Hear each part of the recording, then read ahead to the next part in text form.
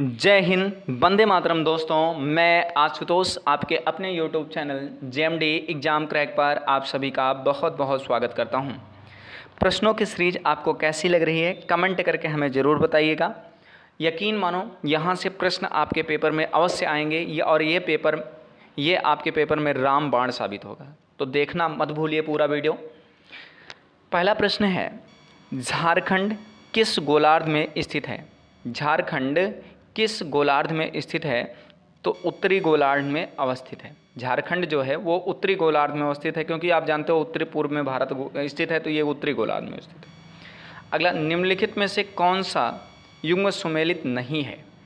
निम्नलिखित में से कौन सा युग्म सुमेलित नहीं है? क्या कोयाली गुजरात की है? बिल्कुल सही है।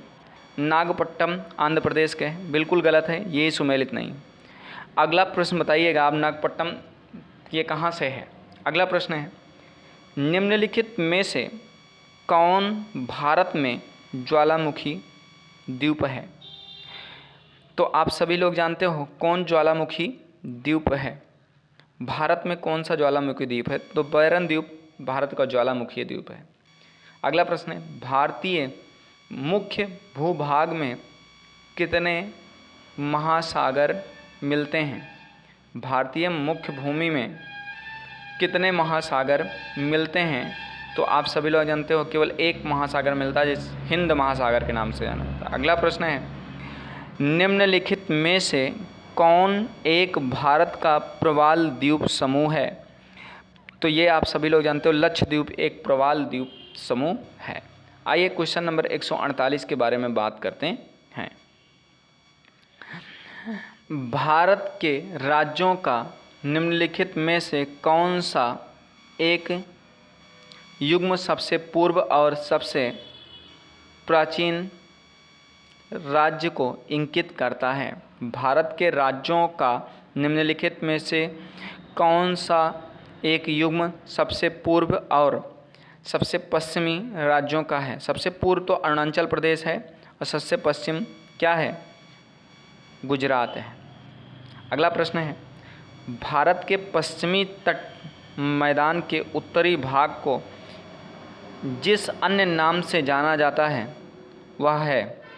जिस अन्य नाम से जाना जाता है पश्चिमी तट के उत्तरी भाग को, तो आप सभी लोग जानते हो ये उत्तरी भाग को हम किसके? कोंकण तट के नाम से जानते हैं। किस तट से? कोंकण तट के नाम से जानते हैं। सॉरी, कोरोमंडल नहीं, कोंकण तट के नाम से जानते हैं। अगला प्रश्न है, निम्नलिखित में से कौन सा सही है? तो निम्नलिखित में से कौन सा सही है? असम की सीमा बांग्लादेश तथा भूटान से मिलती है? बिल्कुल गलत माना जाएगा, ये बिल्कुल गलत है। पश्चिम बंगाल की सीमा भूटान एवं नेपाल से लगती है? ये बिल्कुल सही है, आपका बिल्कुल सही है। सॉरी, ये भी सही है, असम की सीमा बांग्लादेश और भूटान दोनों से लगती है। अगला कह रहा, मिजोरम की सीमा बांग्लादेश म्यांमार से लगती है? बिल्कुल सही है, तो ये ऑप्शन नंबर ए इसका सही है। तीनों के तीनों सही हैं।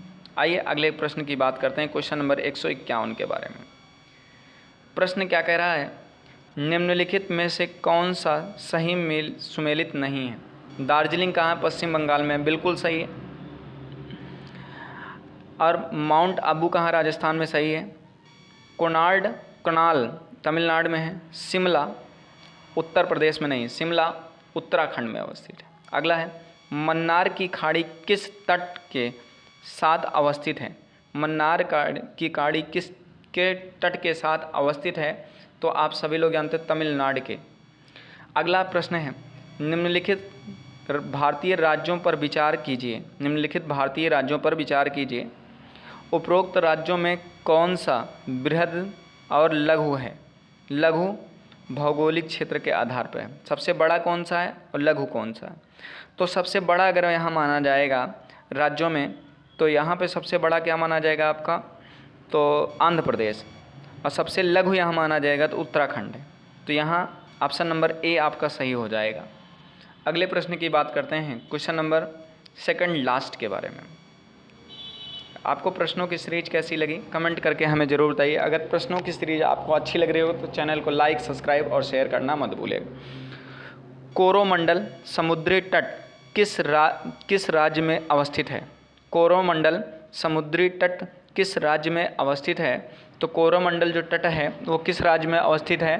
तो इसका सटीक आंसर है तमिलनाडु में। कहाँ पर? तमिलनाडु में। अगला प्रश्न है,